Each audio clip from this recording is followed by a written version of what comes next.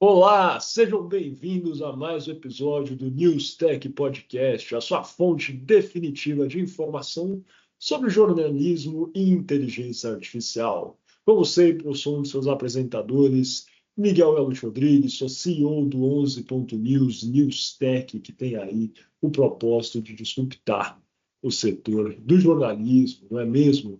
E hoje eu estou aqui presencialmente gravando esse nosso podcast muito especial em nosso escritório, São Paulo, com meu amigo Adilson Roberto Barreto Neto, o príncipe de Aracaju, e Renato Arthur, cara, o plebeu de Uberaba. Estamos aqui hoje, cara, para fazer essa gravação. E é uma gravação especial que foi, inclusive, aí, enfim, vou chamar de um toró de ideias conjunto, o bebê do Renato e do Adilson, Toró de ideias. lá ele, rapaz, É duro. e que foi gerado aí efetivamente pela inteligência conjunta dos dois, ou a burrice humana dos dois, na verdade, pela inteligência artificial. Explica mais para a gente qual que foi a sua ideia, Renato, sobre esse nosso episódio que a gente vai fazer hoje presencialmente, cara. Cara, eu acho que a ideia é a gente trazer um dos grandes pilares que existem aqui no News Tech Podcast, que é a inteligência artificial, para participar do nosso podcast. Então, a gente vai usar alguns modelos de inteligência artificial que nós temos acesso e vamos fazer basicamente a mesma pergunta para eles. E por meio de um questionamento que esses modelos desenvolverem para nós, a gente vai começar uma pauta falando de inteligência artificial e de jornalismo. De uma forma super rápida, o prompt que a gente construiu apresenta um pouquinho do que é o 11 News, né, como empresa, apresenta um pouquinho do nosso produto, o 11GI. Logo em sequência, a gente dá um último contexto explicando para as inteligências artificiais que nós estamos fazendo a gravação do News Tech Podcast, que é um podcast que fala sobre inteligência artificial e jornalismo. E logo depois a gente faz a seguinte pergunta para a IA: qual é a pergunta, o questionamento mais relevante que existe hoje sobre inteligência artificial e jornalismo? E aí, com base nisso, a gente vai testar qual que é a percepção de qual o questionamento mais importante das IAs e também, com tudo que a gente vem estudando e aprendendo nessa jornada, vamos tentar responder e debater sobre os assuntos que as IAs sugerirem.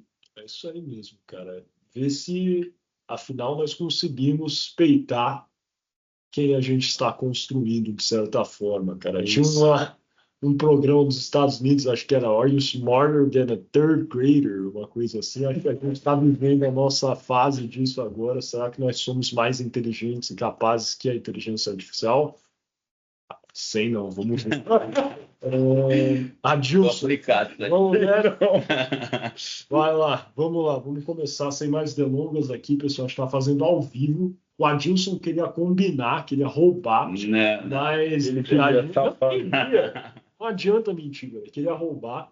A gente vai fazer as gerações aqui ao vivo com vocês. A primeira vai ser no GPT, no modelo 4 Omni, não é mesmo, Renato? Fala uma particularidade desse modelo em específico. O que ele é bom ou indicado para fazer? Cara, esse é um modelo que tem um banco de dados muito bem treinado, e então ele é um grande especialista em resolução de problemas complexos. Essa é uma das grandes forças que ele tem. Então, se eu sou um jornalista de dados, por exemplo, e aqui vocês acharam que a gente ia só, enfim, resenhar, etc., pessoal, mas vai ter informação boa para vocês sobre os modelos. Então, se eu sou jornalista de dados, esse é o modelo mais apropriado? Será para a gente utilizar para fazer uma análise? Ou, eventualmente, eu precisaria escolher outro, Renato? O que você acha? Cara, eu acho que depende da natureza do problema, mas para ser super honesto, como é um modelo conhecido e que é um acesso relativamente fácil, eu diria que manda ver. Para tentar resolver problemas ou esse tipo de coisa, eu acredito que é um modelo muito bem indicado. Beleza, depois a gente vai jogar essa pergunta aí no Stable Diffusion. Acho que a gente tem que ver a imagem que sai, cara, dessa pergunta para ser a capa. Para ser a capa, muito boa. Então, essa pergunta eu vou ter que confessar para vocês, a gente gerou antes, pessoal. Estou sendo super transparente e honesto para ver se não ia sair uma loucura, o resto tudo vai ser em tempo real. Então, a pergunta do GPT-4 Omni é: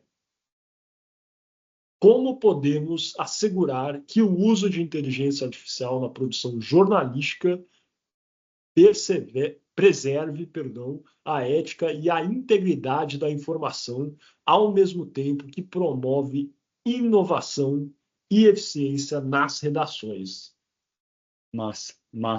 Quem quer começar? Príncipe de Aracaju, vai lá. The Prince. Olha, eu acho que, enfim, o ChatGPT fez uma pergunta aí bem complexa, Sim. mas que eu acredito que aqui no 11 a gente já tem tentado, pelo menos, decifrar um pouco dela, né?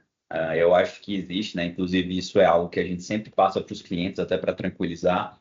Não é todo mundo que está aí adaptado, que já está, como posso dizer, surfando, né, na onda das IAs. E eu acho que a melhor forma, né, de assegurar, enfim, que a IA, né, mantenha ali, como posso dizer, a ética e a integridade da informação, ao mesmo tempo que vai promover a inovação e eficiência, é o fator humano, né? Eu acho que é importante que os jornalistas, o pessoal da redação, até os gestores, né, conduzam aí treinamentos e tenham, né, ali, como posso dizer, próximos a eles, ferramentas que de fato levem isso como pilar, né, que é o caso do 11 Jai. A gente tira ali da frente do jornalista, né, a questão do prompt engineering, então os prompts já estão todos feitos ali, levando em conta o bom jornalismo, levando em conta os fatos, né? A gente nós não somos uma plataforma de desinformação, de fake news, de alucinação de IA, que a gente sabe que é um perigo. Então eu acho que, cara, o ponto central dessa pergunta, né, acaba sendo aí o fator humano, que eu acho que não tem como fugir. Inclusive a gente construiu, né, a ferramenta em volta, né, em torno do jornalista, justamente para que, cara, esse tipo de coisa não aconteça. Óbvio que para ter a ética, né, a integridade, aí é importante, né, que você tenha também o humano ético e íntegro ali do outro lado, né? Então isso vai ajudar muito com a cultura do jornal, com os treinamentos, né? Mas eu acho que é mais ou menos essa guinada aí que temos que dar. O que é que vocês acham, turma? Resenha, boa, achei bem interessante. Essa pergunta é muito complexa mesmo, né? Só para lembrar vocês aí, ouvintes do News Tech Podcast, o que está sendo perguntado aqui é como fazer um equilíbrio entre ética e integridade da informação e inovação e eficiência nas redações. A gente sabe que existe a possibilidade de um uso completamente endoidado de inteligência artificial, que não necessariamente vai ser a coisa mais ética e mais íntegra, né? Cara, eu vou tentar ser objetivo para a gente conseguir testar outras inteligências artificiais. Então, sendo objetivo, eu acho que eu não vou conseguir analisar cada detalhe dessas perguntas. Então e eu você vou. não vai responder nada. Eu me abstenho. Plead the fifth. Cara, mas o que eu queria dizer, na verdade, é o seguinte. Eu vou ser muito, sabe, aqueles caras de Reels, assim, que jogam uma verdade incontestável. Espero que ninguém corte aqui as coisas que eu falar e me ferre depois. Eu acho que uma das formas para conseguir ética e integridade e, ao mesmo tempo, promover inovação e eficiência é construir uma legislação em cima do uso da inteligência artificial e não necessariamente do desenvolvimento dos LLMs. O que eu quero dizer com isso? Eu acho que startups e empresas que estão começando a explorar o potencial de treinamento de IAs, ou seja, que criam LLMs, como a OpenAI, como, por exemplo, o Google com o Gemini, como, por exemplo, a Sabiá, que existe aqui no Brasil, por exemplo, são empresas que têm que ter uma possibilidade de construção um pouco mais ilimitada, pelo menos nesse momento. É a minha percepção, para que eles consigam realmente entender quais são os potenciais positivos e negativos. E aí, o que eu acho que a gente já consegue ordenar, por enquanto, é como essa inteligência artificial pode ser usada. Então, as instituições, jornais ou qualquer outro tipo de produto que vai ser construído por meio dessas LLMs, os produtos que vão ser colocados no mercado, aí esses que envolvem não o desenvolvimento da rede neural, mas sim, de fato, na verdade, o uso, o output daquele elemento, acho que esses podem ser, enfim, mais regulamentados. E eu digo isso porque eu acredito que usar a IA para inovação e eficiência vai ser uma coisa que devagarzinho a gente vai aprendendo em cada área do mercado como fazer isso da forma mais eficiente. Como a gente já vem, né, Beto, fazendo com os clientes, até as consultorias, trocando uma ideia para a galera entender qual é a melhor forma de usar a IA. Mas, enfim, esse ponto da ética e da integridade eu acho que é algo que, essa é a minha percepção polêmica. Não, eu não acho polêmica, não, eu concordo com você. Eu nem sei se a gente precisa estar regulando o uso agora, também sendo super honesto. É verdade, né? Eu acho que a gente está muito no começo, sabe, pessoal, do que é aí esse iceberg que a disseminação da inteligência artificial vai impactar todos os setores do planeta Terra, cara. Acho que, né, o ChatGPT 3 estourou, foi em novembro de 2023, se eu não me engano, é isso ou eu estou errando a data? Enfim, acho que foi em novembro de 23, se eu não me engano.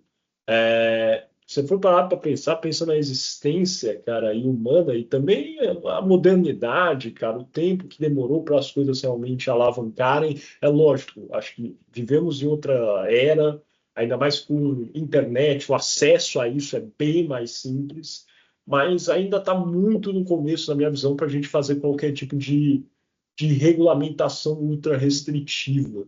Né?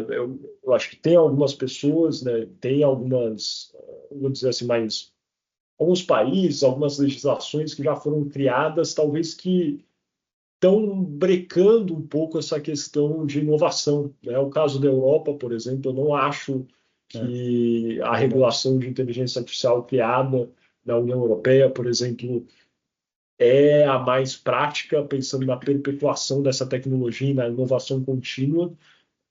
É um momento que a gente está desbravando, né? Tudo mato, essencialmente. E eu acho que, querendo ou não, mesmo nessa situação, mesmo com a legislação da Europa, vão ter alguns problemas. Isso vai acontecer. Eu não sou nenhum hipócrita aqui para falar que, cara, todo mundo vai sair dessa ileso, mas o que a gente tem que produzir são sempre ferramentas que, acho que valorizam os ofícios, que é o que a gente busca fazer aqui no 11, obviamente, e que, dois, eu acho que dialogam com os usuários e com as pessoas. Então, nós somos uma empresa super aberta com respeito ao nosso propósito, com respeito aos nossos valores. Quem é nosso cliente, quem já conversou com a gente, sabe que a gente produz algo que é efetivamente jornalístico. A gente não está interessado em fazer assessoria de imprensa, por aí vai. Eu não estou nem querendo vender o nosso peixe. Existem inúmeras outras empresas que fazem isso também no mundo da inteligência artificial. Já outras não. Mas nesse momento, mesmo as que talvez estão fazendo e se fechando ali numa caixa preta e por aí vai, eu acho que é um mal que, por hora, ao menos, pode ser necessário. Vamos chegar no momento que a gente vai precisar regulamentar muita coisa, mas por hora, eu diria que a gente precisa realmente deixar um pouquinho as coisas acontecerem, esse mato, e eu não quero ser cancelado aqui, ser aparado, eu ia falar, deixar esse mato queimar, né? Deixar o mato ser aparado, cuidado, vamos cuidar bem do mato, vamos cuidar bem do mato, para ele ficar bonito, vir uma capivara morar ali.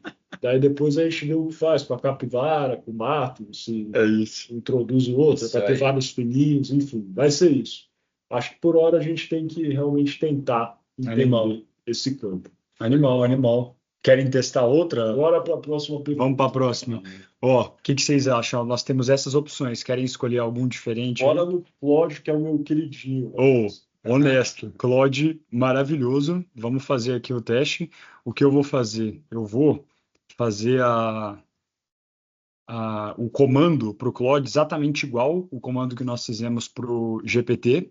A única coisa que eu vou fazer de diferente é só pedir para ele mudar o questionamento, né? Então, vou pedir para ele fazer um diferente. Faça um questionamento. Vai ditando o que você está escrevendo. Diferente desse.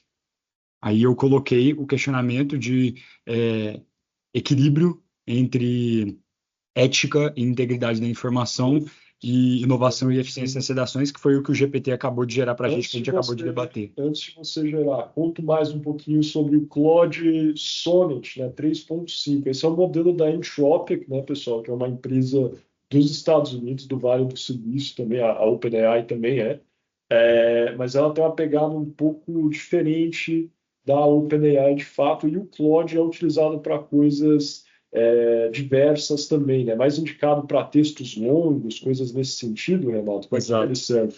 Cara, uma das características que o mercado vê de muita utilidade no Claude é que, por alguma razão que ainda não me é muito clara, mas muito provavelmente o fundamento acaba sendo nos materiais com que ela foi treinada, ela tem uma capacidade de criatividade que aparenta ser maior do que a do ChatGPT. Acho que esses são dois dos grandes provedores de LLM mais usados, né, no mercado. Então, enfim, para a galera que está buscando criatividade, produção de conteúdo, roteiro e até construção de textos, o Claude é bastante indicado aí. Então, assim, se eu tivesse fazendo um monte de conta, analisando uma planilha para pescar os fatos, é 4Omni. Agora, se eu quiser construir um texto com base nesses fatos, eu iria de Claude Sonnet. Sugeriria isso. E aí eu acho que é o mais massa de todos, que é uma das coisas que a gente constrói dentro do 11 JAI, né, propriamente dito, é estudar qual que faz de forma mais eficiente cada etapa do processo. E é o que nós temos dentro do 11 JAI. Nesse caso, por exemplo, um jornalista de dados pode analisar os dados do ponto de vista de análise de informação mesmo, por meio realmente do GPT-4 Omni.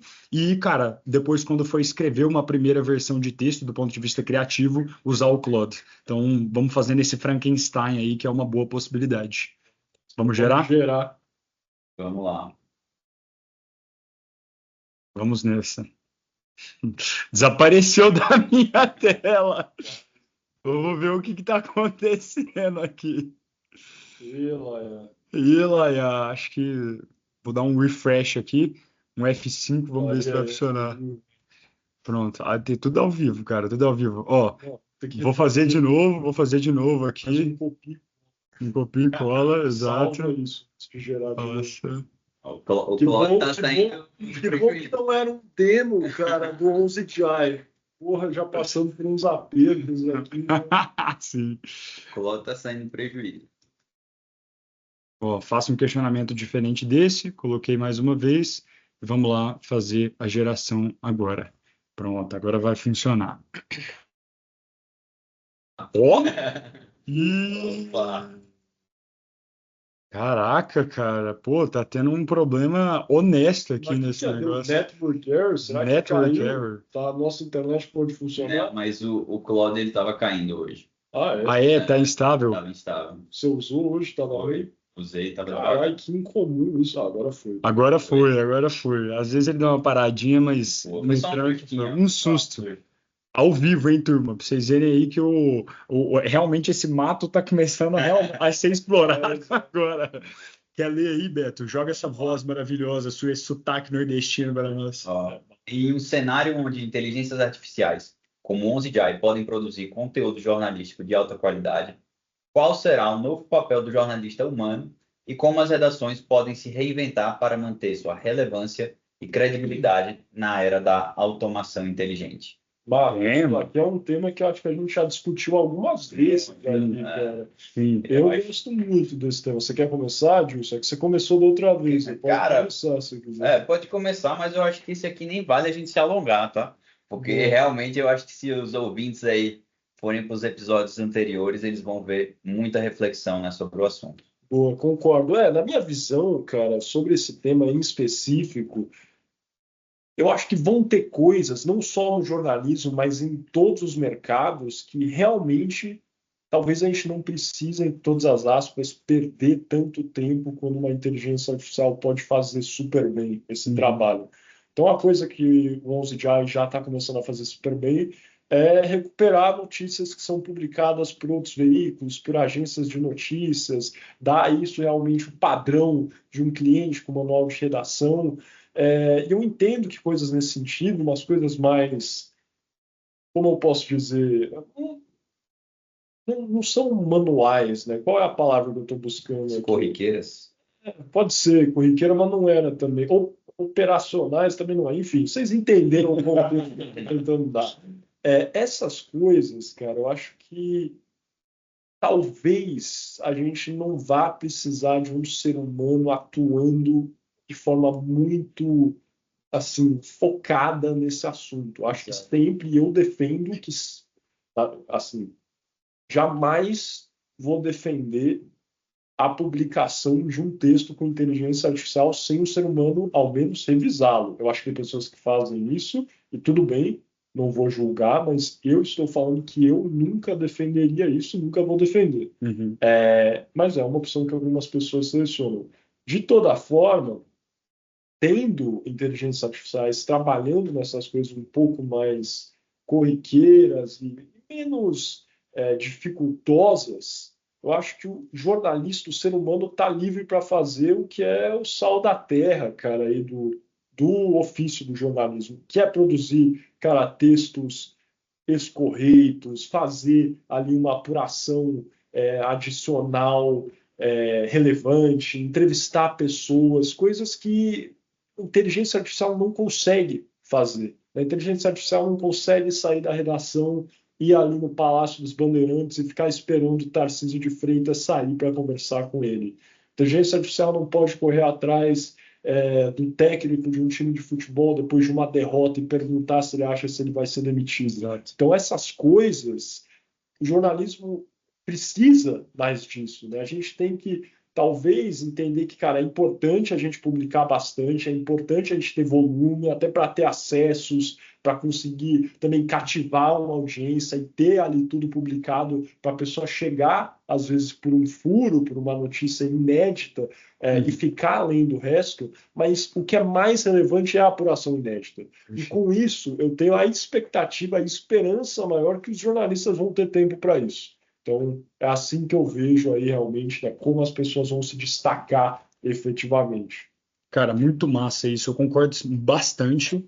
É, eu publiquei algum tempo atrás um texto no LinkedIn.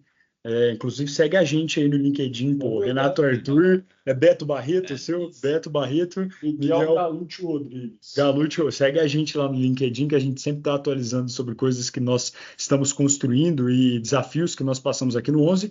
E eu escrevi um texto lá que em algum momento eu cheguei a uma conclusãozinha que talvez corrobore bastante com isso que o Mix acabou de trazer, para tentar ser super objetivo.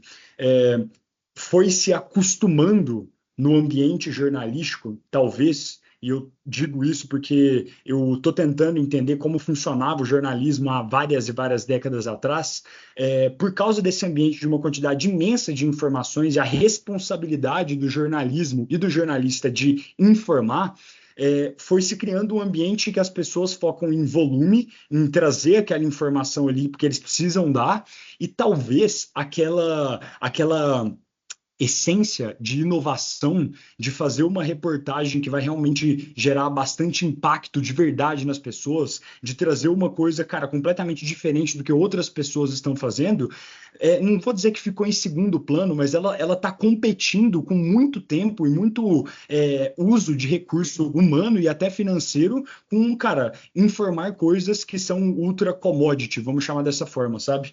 E agora eu tô falando isso, tipo, como, cara, uma pessoa que trabalha com IA e acredito que a IA consegue ajudar nesse processo para realmente enfatizar essa faceta do jornalista que gera muito impacto de buscar novas informações, fazer novas pesquisas, mas eu falo também, cara, como um grande consumidor e apaixonado pelo jornalismo por notícias. Esses dias, gente, eu li um texto fenomenal da BBC, que é um jornal, né, do Estado, né, do governo, BBC, não é, amigos? É isso mesmo.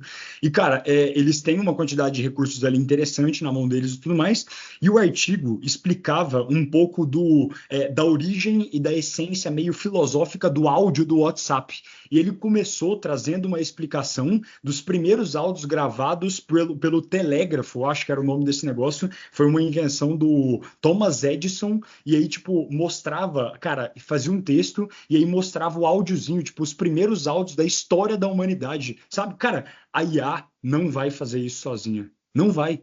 Olha esse texto que massa, assim, foi super interessante, trouxe filosofias super legais. Eu tenho certeza que se esse jornalista que escreveu esse texto tivesse que ficar, cara, cobrindo as coisas que vários outros jornais já estão dando, falando sobre, cara, a Câmara, sobre o parlamento, pô, ele não ia ter tido tempo para fazer uma apuração tão profunda dessa, que foi algo que me gerou muita reflexão e que foi algo que eu fiquei super interessado e que aí vem o lado comercial para você aí que quer abrir um jornal, ou já tem um jornal, ou é diretor de um jornal. Cara, isso me fez acompanhar e assinar aquele programa da BBC, sabe? Foi exatamente isso. Não foi a notícia que eu já li no passado da morte da Rainha Elizabeth, sabe?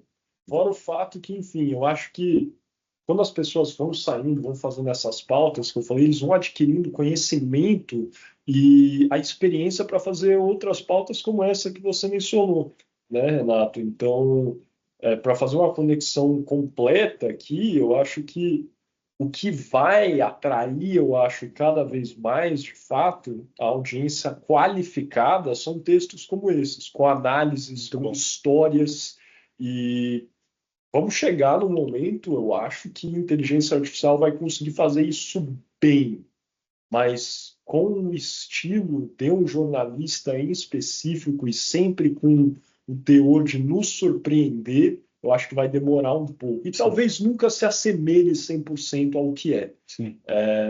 Então, na minha visão, é isso que a gente tem que buscar, pessoal. Total, cara. É um uso que eu acho que vem para somar, né? Sempre vai depender ali, como eu já advoguei aqui um pouco mais cedo, do toque humano. E eu acho que a questão, né, de visualizar o copo meio cheio ou meio vazio, né? Eu acho que aqui ficou claro que nós três, né, temos a impressão de que, cara, o copo está cheio, que é uma oportunidade boa. E eu acho que, de fato, traz aí, né, opções legais para o pessoal da área do jornalismo, né? Você pode parar para pensar, né, até uma das... É o ponto mais forte, né, de um IA, reconhecer padrões. Então, você pega um jornalista investigativo, por exemplo, antigamente ele ia ter que passar, não sei, um final de semana lendo 1 trilhão de arquivos. Agora ele pode pegar, cruzar tudo com a inteligência artificial e publicar um artigo que, não sei, 10 anos atrás não seria publicado porque simplesmente seria impossível de fazer. Então, eu acho que também é pensar fora da caixa, né? E ver, né, como é que a tecnologia pode somar, né? Como ela pode, de fato, fazer coisas inéditas, né? Que nunca foram feitas antes. Então, essa é a minha visão. Inovação, né? Inovação. É outra tecla que a gente bate muito aqui nos clientes que a gente faz consultoria, né? É uma baita pergunta importante essa. Tem um recurso novo agora no mercado, que é uma tecnologia. O que o seu jornal ou o jornal que você trabalha há um tempo atrás, quando não se falava de IA, queria fazer, mas não teve recurso, tempo suficiente para fazer? Talvez agora seja possível, sabe? Exato. É massa esse pensamento, é bem interessante, cara. Exatamente. Vamos outro modelinho? Bora nessa. Bora. Qual que vocês vão escolher? DeepSeek. Bora de China. Vamos nessa. Show de bola, galera. Ó, agora, você copiou a pergunta passada? Copiei a pergunta passada e copiei a do ChatGPT também para a gente garantir aí uma nova versão. Vamos nessa. DeepSeek neles. Estou gerando aqui agora. Acabei de apertar o Enter. Pô, a gente nem perguntou, eu ia te perguntar para que serve o DeepSeek, velho. Uma curiosidade do DeepSeek, enfim. O DeepSeek vem causando uma quantidade enorme de curiosidade, né, entre as pessoas.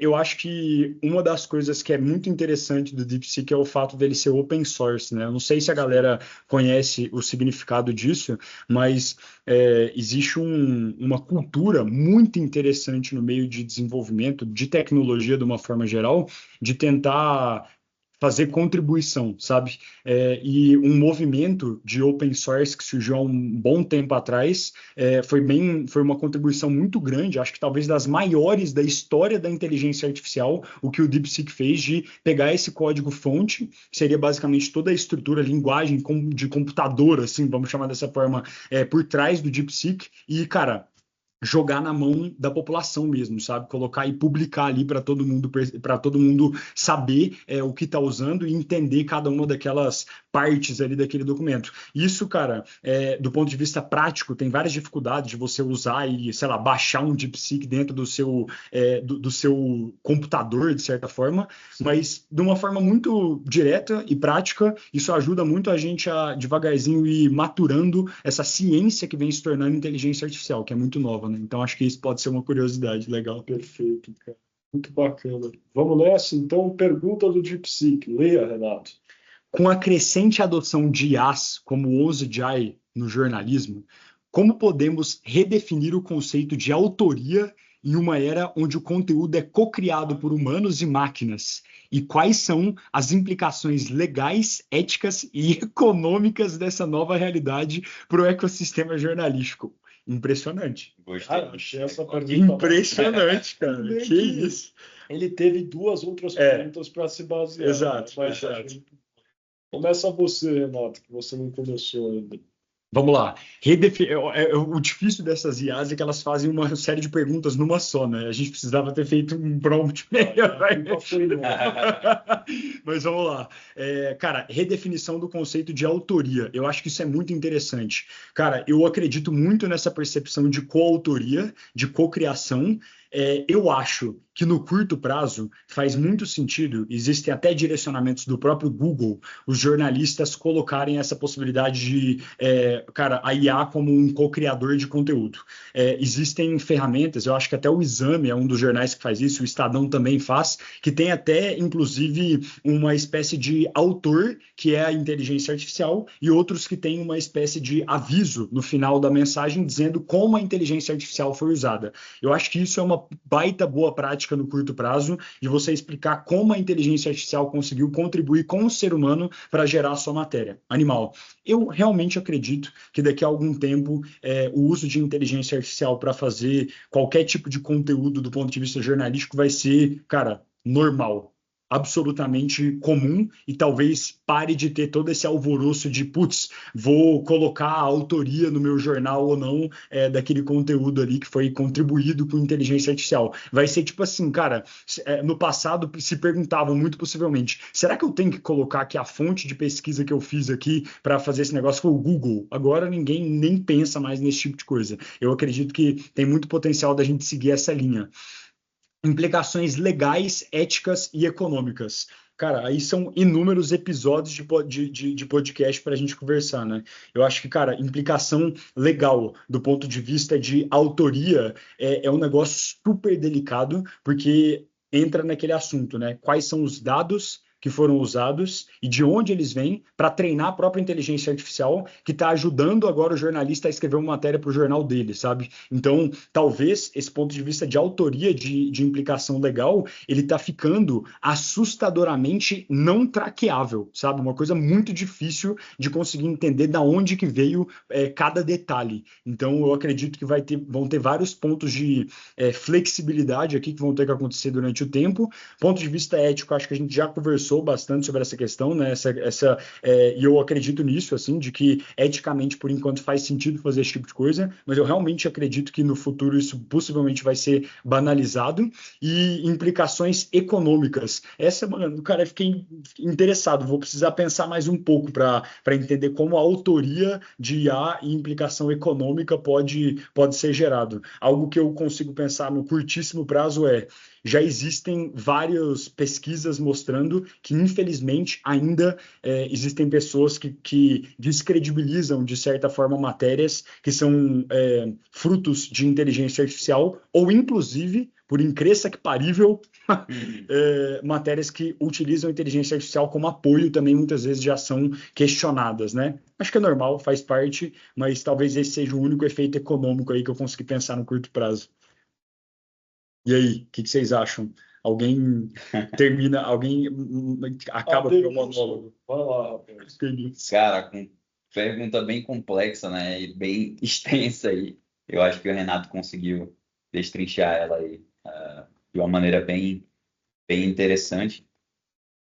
E eu vou tentar, né, olhar para esse recorte de economia, talvez, que eu acho que foi o que ele menos conseguiu aprofundar, porque de fato é algo bem complexo, né? Pensar na economia por trás da autoria, né, de inteligência artificial. Eu acho que tem uma questão, primeiro, né, que nem ele já mencionou, relacionada a treinamento, né? Inclusive, em um dos episódios a gente já falou, né, que pode ser uma nova fonte de renda, e principalmente, né, para os grandes jornais, vender o conteúdo, né, para, enfim, que esse conteúdo seja a base, né, de treinamento. Então, eu já enxergo aí uma possível via econômica, né? E outra cara, o pessoal que sai replicando conteúdo, né? Eu acho que isso pode ser, como pode dizer, um boost, né? Pode dar uma sobrevida ali, ajudar os jornais a, cara, aumentarem o faturamento, porque você vai conseguir produzir mais hard news, vai conseguir ter um negócio mais, como posso dizer, escalável, né? Sem necessariamente crescer a equipe, sem necessariamente, né, precisar de mais humanos envolvidos. Então, eu acho que isso também é outro impacto aí que vai ter economicamente pensando. Mas, sem sombra de dúvidas, o maior, né, pelo menos o que a gente já vem, né, observando uma certa discussão, é relacionada aos dados, né, de treinamento. Eu acho que isso aí continua sendo o assunto em voga, né, que nem o Renato mencionou. Acaba que hoje em dia, com essa quantidade de informações, fazer essa rastreabilidade, né, ter esse track de onde vem cada informação, quem falou o quê, é muito complexo, né? Então, eu acho que ainda é difícil saber quais vão ser exatamente as implicações. Eu já vejo algumas acontecendo, mas é tudo muito incipiente ainda. Eu não sei, cara, essa questão eu sempre achei meio overrated, um pouco essa questão de vou divulgar os princípios né, basilares para usar a inteligência artificial no meu jornal, sei lá do que, vou sempre botar uma tarja, etc. Eu falo por mim, tem pessoas que são de sociedades que já estão mais acostumadas a utilizar a inteligência artificial, e tem aqui no Brasil também, acho que pesquisas nesse sentido. Não me sentiria e não me sinto, quando eu vejo isso, nem um pouco Melhor, assim. melhor. Exato. Não muda nada para mim saber que foi utilizado inteligência artificial. Assim como, cara, inteligência artificial como um todo, a propósito, e eu sempre falo isso, existe há muito tempo. Então, se o cara pegou no e-mail dele, criou uma pasta que está escrito assessoria de imprensa, chegou um release lá, automaticamente pegou isso, rodou ali, fez um texto usando busca no Google, etc., ele está usando inteligência artificial. Sinto lhe informar, cara, de outra forma, mas está. Ninguém vai publicar que usou inteligência artificial para produzir um texto porque usou o Google, né? Mas está usando. Então, eu acho muito overrated, sendo super, super honesto. Eu não vejo assim uma necessidade muito grande para ficar listando uma ferramenta como algo que tem coautoria de um conteúdo. Não entendo, assim, não, não dialoga muito comigo no sentido ético.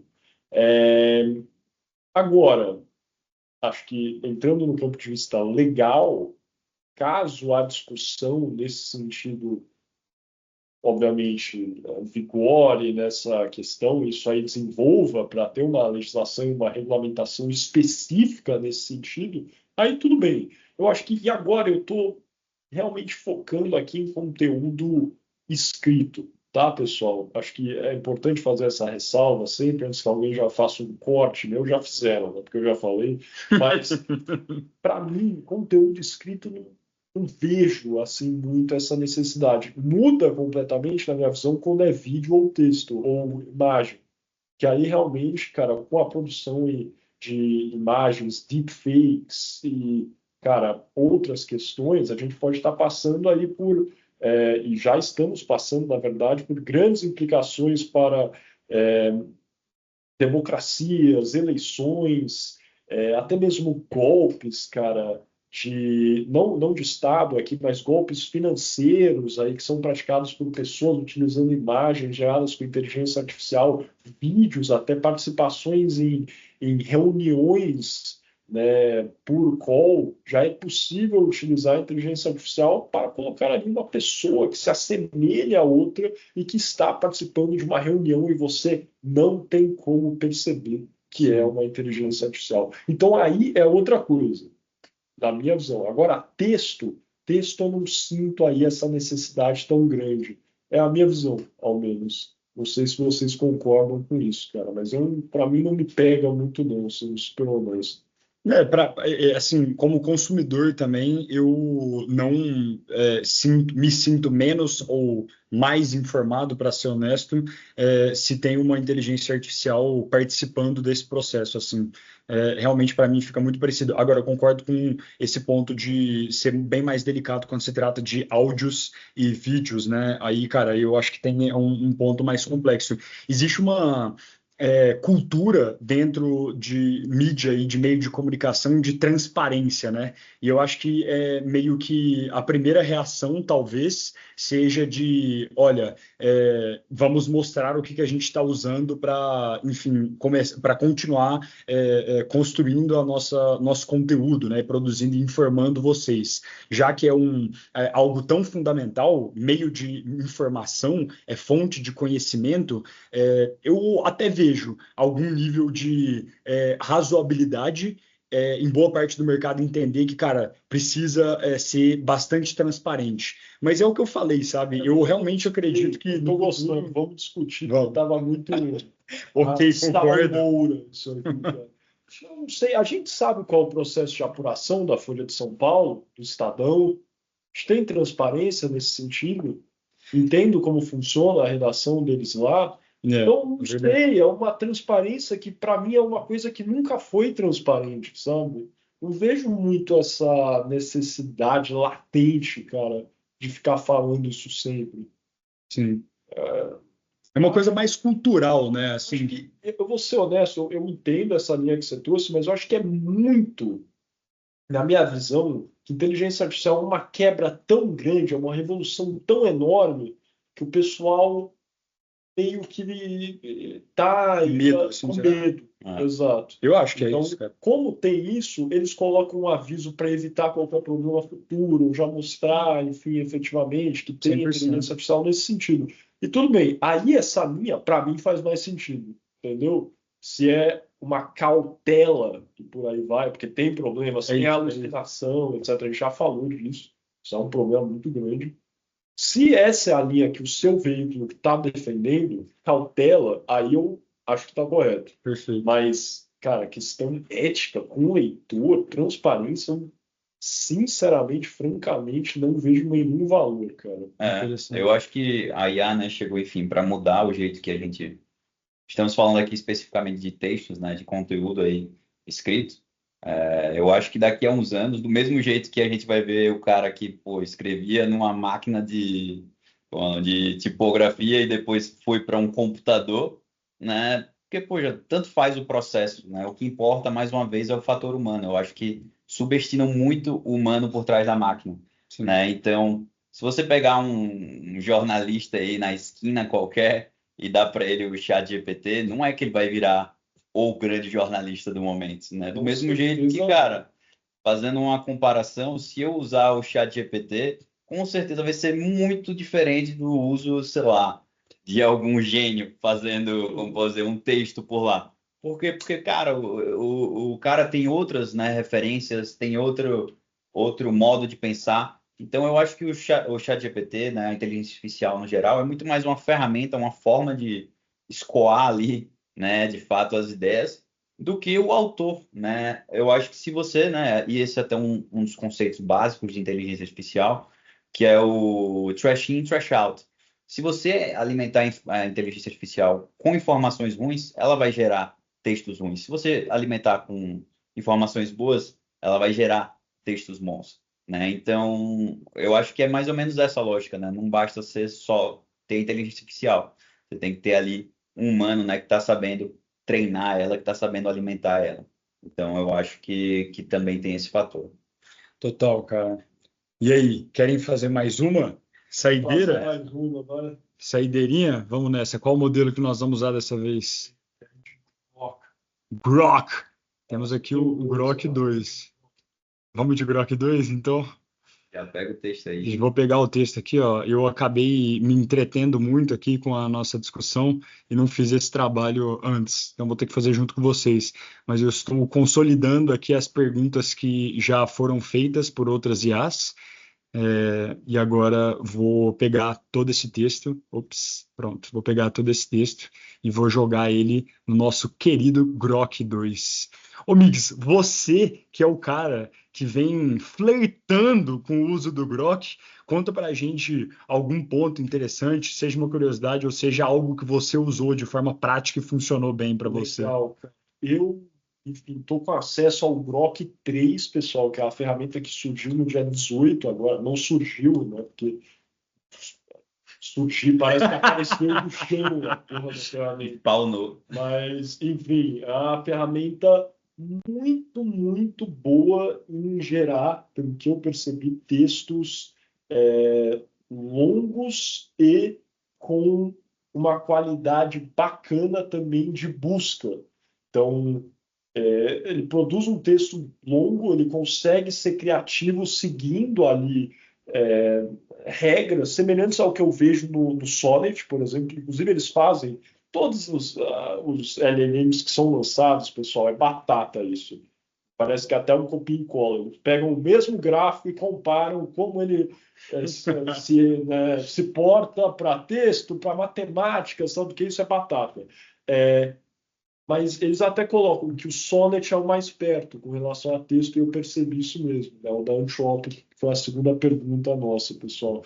Mas o Grok 3 ele é muito bom em fazer textos longos, escorreitos, e ele tem uma coisa que chama Deep Search, que é o que uma outra ferramenta que a gente não conversou aqui hoje faz, que é o Perplexity. Ele consegue buscar e trazer de fontes confiáveis ali informações adicionais para o texto, e ele cita isso. Então, isso aí é muito bacana. Assim, se você está querendo crescer o seu texto, algo nesse sentido, eu acho que o Grok 3, nesse momento, é um modelo que está me trazendo assim mais expectativa, né? A gente está pensando, estudando, inclusive, até trabalhar com isso aqui dentro do 11.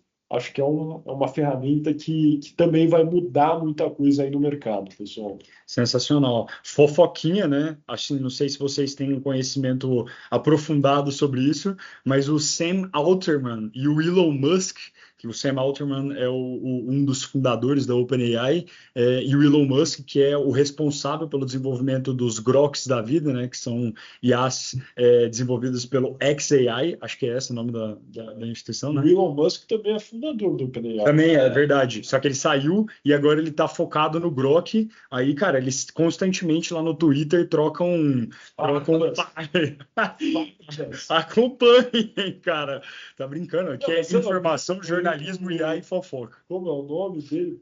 O Elon Musk fez uma proposta para comprar o OpenAI agora também. Foi um bafafá do caramba. Eu gosto dessa baixaria também. É baixaria, isso aí. Vamos gerar aqui, galera. Tô apertando o nosso querido Enter para que a gente possa ter a resposta aqui. Desculpa, a pergunta, né, melhor dizendo, do Grok 2. Beto, que é agraciado. Esse é o Grok 2, hein, pessoal? Não é o Grok 3, que é o que eu estou usando. Esse está em fase beta, acho que até o final do mês deve estar disponível para mais gente. Não sei quando vocês vão ouvir. Esse mês é fevereiro, tá, pessoal? A gente está gravando no dia 21 de fevereiro. Mas olha, já cito umas fontes, né? Cito umas fontes. Mas agora tá diferente do 3, tá melhor. Vocês não estão vendo o que a gente está falando, vocês estão confusos, né? Estava olhando a pergunta do Grok aqui. Mas o Grok 3, quando vocês puderem usar, voltem aqui, comentem se vocês gostaram ou não, se vocês acham o Elon Musk um babaca, enfim, comentem o que vocês quiserem. Show de bola. Vamos lá, pessoal. A pergunta aqui que o Grok gerou foi: como a integração de inteligência artificial no jornalismo pode impactar a diversidade de vozes e perspectivas, e quais medidas podem ser adotadas para garantir que a inteligência artificial não amplifique vieses existentes ou marginalize grupos subrepresentados na produção de notícias? Eu quero fazer um comentário muito massa sobre isso aqui. Pra vocês verem, galera, as perguntas, na minha perspectiva, não sei se vocês concordam, elas foram ficando cada vez mais minuciosas e criativas, assim. Sim. Ficaram cada vez mais legais, assim. E por que isso acontece? Porque a gente está tirando, muito possivelmente, as perguntas óbvias da frente, que são as perguntas anteriores que a gente fala para ele não repetir, e porque a gente está dando parâmetros de como são perguntas que, cara, são bases que ele não gostaria de repetir. Ou seja, se você for na frente de um chat GPT, qualquer chat de IA na sua vida, se você for com uma pergunta mais específica e preparar ele para isso, dando fundamentos do que você quer e o que você não quer, o potencial dele te entregar algo mais resolutivo é ainda maior. Toma esse prompt engineering idea aí para vocês. Agora, Beto, você que tem que responder, meu. Essa aí é muito bom. Essa aí é bem complexa, né? E, inclusive, já teve uma discussão em torno disso, né? Não sei se o pessoal aí vai se lembrar, mas foi muito no criador, né, no gerador de imagens do Google, Uhum. né, por meio de IA. Isso aí foi logo quando, enfim, a IA ficou, né, muito em voga, muito em alta, começaram a surgir aí, né, todos os geradores de imagem. O Google, né, foi lá e também se lançou nesse mercado. E aí o que é que aconteceu? O Google, né, ninguém sabe exatamente qual foi o treinamento que deu para a IA, mas a IA começou a, como o pessoal fala, começou a ser muito woke, né? Então ela começou a criar coisas que não faziam o menor sentido. Vou dar um exemplo.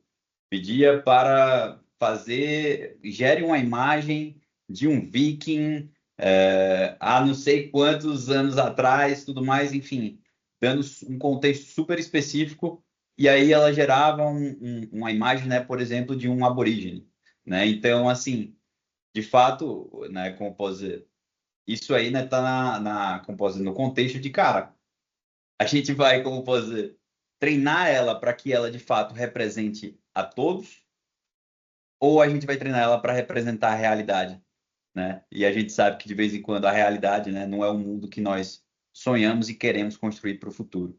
Então eu acho que isso é um dilema ético-moral bem difícil de ser respondido, tá? E eu acho que cada modelo de IA vai seguir o seu caminho, né? É difícil ditar o que é certo e o que é errado, né? Do mesmo jeito que é difícil também ditar, né, essa variação aí, cara, entre a realidade e o mundo ideal.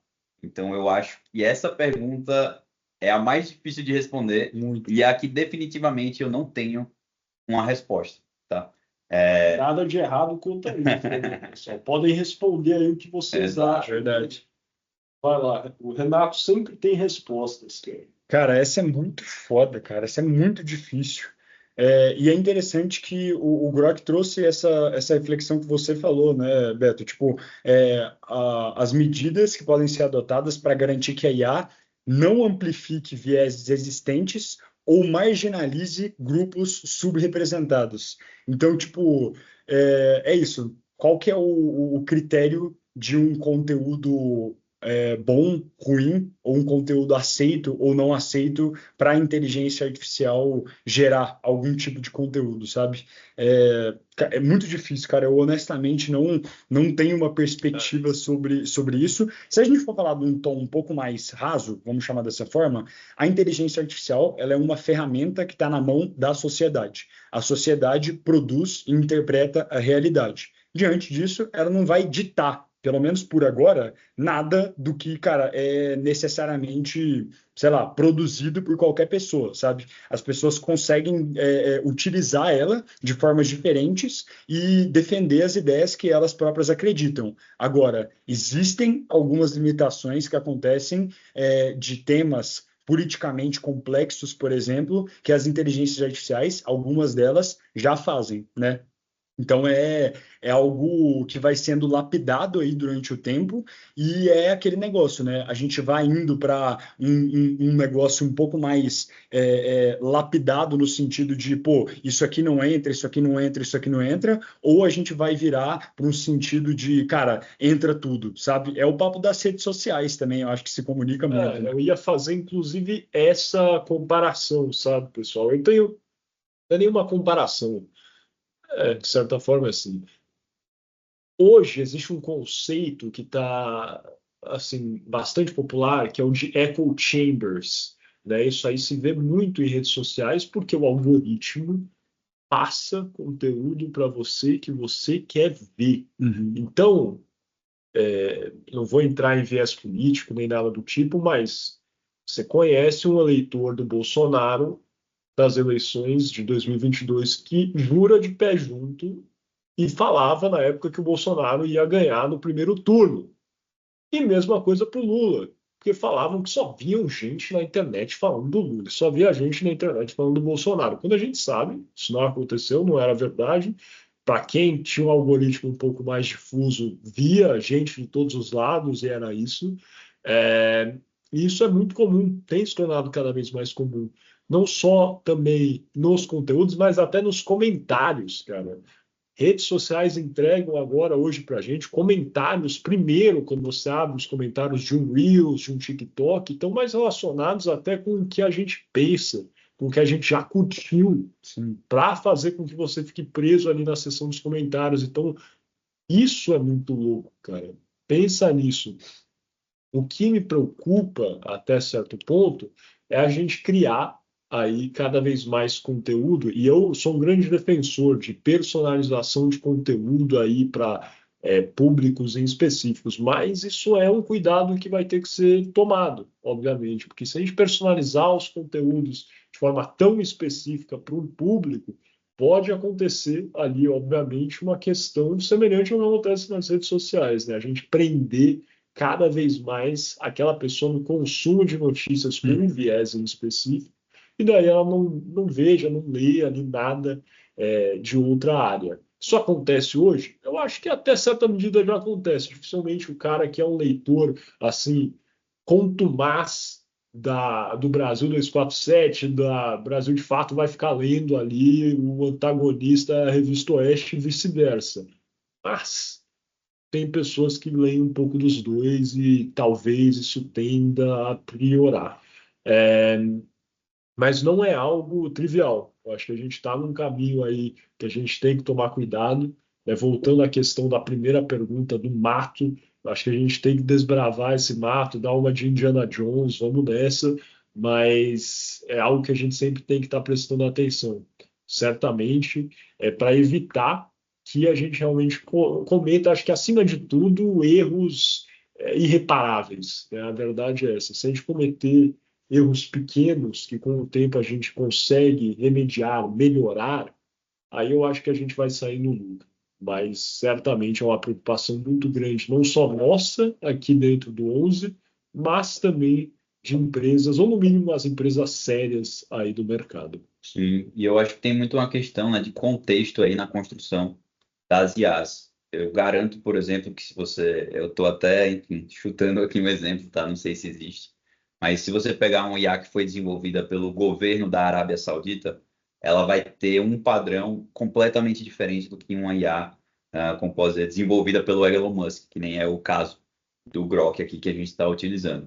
Então, eu acho que talvez a melhor saída, né, para essa pergunta esteja na pluralidade, né, na pluralidade e nas novas IAs que vão surgindo. Então, eu acho que, inclusive, um ponto legal que o Renato trouxe, né, sobre o DeepSeek, é a questão de ter uma IA open source, né, que é uma IA que, queira ou não queira, vai conseguir refletir, né, melhor aí um efeito mais plural. E quanto mais IAs, né, nós tivermos, mais pontos de vista diferentes, mais treinamentos, mais visões diferentes nós teremos. Então, eu acho que está muito ligado a isso. É isso. Querendo ou não, esse ponto que você trouxe é muito bom, Adilson, porque o DeepSeek né, uma empresa chinesa, tem uma visão aí realmente bem diferente dos Estados Unidos, a gente sabe disso, e no geral ali as empresas que eram de inteligência artificial estavam mais concentradas ali no Vale do Silício, essencialmente tem, né, a Mistral, que é francesa, Sabiá brasileira, mas menores, né, Sabiá, então isso não é nenhum demérito, obviamente, menor do que essas outras. Ter um concorrente nesse sentido eu acho positivo, porque é difícil, mesmo aí usando uma base de dados de qualidade, concentrada, naturalmente é provável que a inteligência artificial crie, entre todas as aspas, um viés, né? Porque eu não acho que a gente pode falar de viés com inteligência artificial, mas que siga um padrão que está contido ali no banco de dados que foi utilizado. E se a gente tiver uma concentração do uso desses bancos de dados, ou se todo mundo beber na mesma fonte, aí vai acontecer o que aconteceu no litoral norte nesse Réveillon. O Renato passou por isso. Todo mundo vai se ferrar. Então é bom que tenham mais fontes aí para, se alguém se ferrar, a gente percebe isso rapidamente e mude a fonte. Total. Muito bom. Eu vou convidar vocês a gente fazer uma última geração no Sabiá, sem responder a pergunta necessariamente, só para a gente fazer um salve os nossos conterrâneos sabiazenses e a gente joga para os nossos ouvintes a possibilidade da... Responder? O que Vamos vocês ver. acham? Vamos nessa? Fica aí o dever de casa. Dever de casa de vocês. Queremos 30 laudas de texto. Lauda, você lembrou da faculdade de Direito, Mix? Não tem jeito, esse é muito clássico. Estou aqui agora copiando a pergunta do nosso querido Grok, que foi feita, muito boa pergunta, e estou pegando todas elas e vou jogar nesse instante no nosso querido Sabiá 3. Vamos nessa, turma. Acabei de jogar aqui para o nosso Sabiazão. Vamos ver o questionamento dele, quer ler, Mix? Vamos lá. Pergunta final do Sabiá para vocês, hein, pessoal? Então, lancem aí seus comentários no streaming de áudio que vocês estão ouvindo isso. Mandem para a gente no LinkedIn. Vamos postar essa pergunta no LinkedIn, no Instagram também, para a galera comentar. Às vezes eu acho, fica bacana. Legal. Mas fica aí esse call to action para vocês, pessoal. Respondam essa pergunta aqui. Como a inteligência artificial pode transformar a relação entre o jornalismo e seu público, especialmente no que diz respeito à confiança e ao engajamento, em um mundo onde a desinformação é uma ameaça crescente? Boa pergunta, cara. Bacana. Foi uma pauta que talvez até os outros questionamentos, confesso para vocês que me surpreendeu o seu último, falar sobre desinformação e inteligência artificial. Já teve alguma outra pergunta que trouxe? Era mais ética, né? Coisa mais ampla. Ética, no geral, essa aí foi bem específica. Bem específica. Né? Legal, muito bom. Conta mais um pouquinho sobre o Sabiá pra gente, Renato, só para finalizar aí. Cara, Sabiá é uma inteligência artificial brasileira.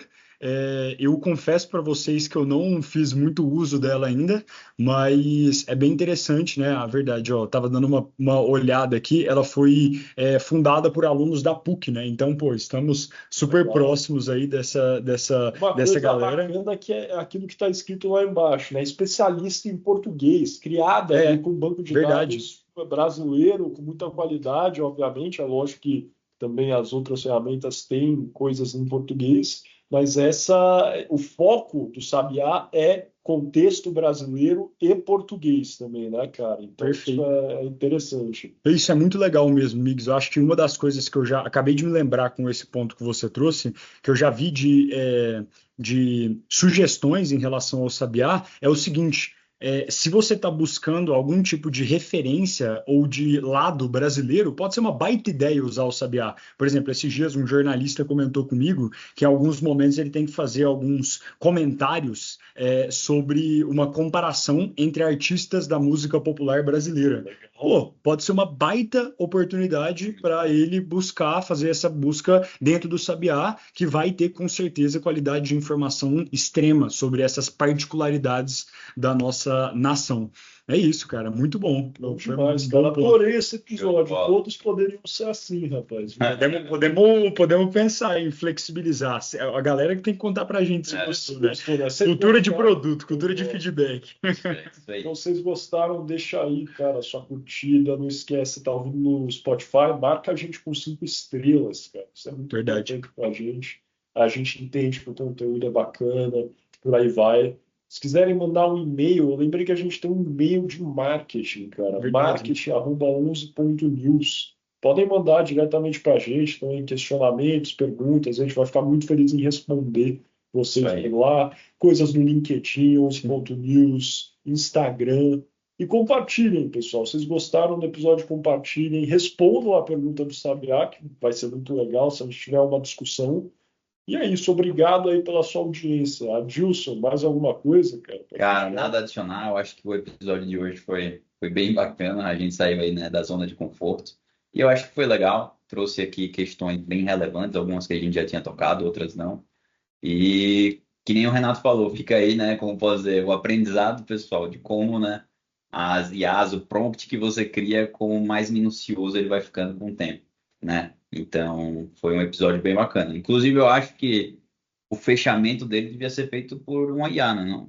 Perguntar aí o que é que ela sugere para fechar o episódio. Boa, excelente. Como podemos fechar nosso episódio de podcast? Uma piada. De preferência. Pô, gostei. E a Com uma Sabiá piada. que a gente está pensando. Vamos ver o que o Sabiá. Pô, sem brincadeira agora, falando sério, eu sou muito orgulhoso da possibilidade da gente ter o Maritaka AI atuando aqui no Brasil, Pô, cara. eu também. Muito massa. Não é resenha, não. Tô falando De verdade mesmo.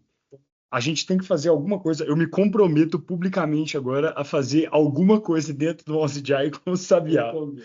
Vamos fazer Vamos isso. fazer. Vamos lá. Ó, caraca, frase de encerramento. Posso ler? Vai. Leia lá. Vamos matar com isso. Vai ser isso. Galera do News Tech Podcast, chegamos ao final de mais um episódio incrível. Esperamos que vocês tenham saído daqui com a cabeça cheia de ideias e o coração cheio de esperança no futuro do jornalismo com a ajuda da inteligência artificial. E para fechar com chave de ouro, uma piadinha leve sobre IA e jornalismo. Por que a IA pediu demissão do jornal? Porque ele estava cansado de corrigir os erros dos humanos e queria um upgrade de função para revisora-chefe de si mesma. Tirou onda, cara. Tá puto. Acabamos. Não, tem mais um agradecimento. Ah, é verdade. Queremos agradecer imensamente a todos vocês que nos acompanham e tornam esse podcast uma fonte definitiva de informação e debate sobre jornalismo e inteligência artificial. Ua! Não esqueçam de nos seguir nas redes sociais, deixar o seu like, compartilhar esse episódio com seu colega jornalista e entusiasta de IA e, claro, nos mandar sugestões para os próximos temas. Até a próxima e continuem espalhando boas notícias e inteligência por aí. Muito bom! Valeu, galera. Abraços! Valeu! Tchau.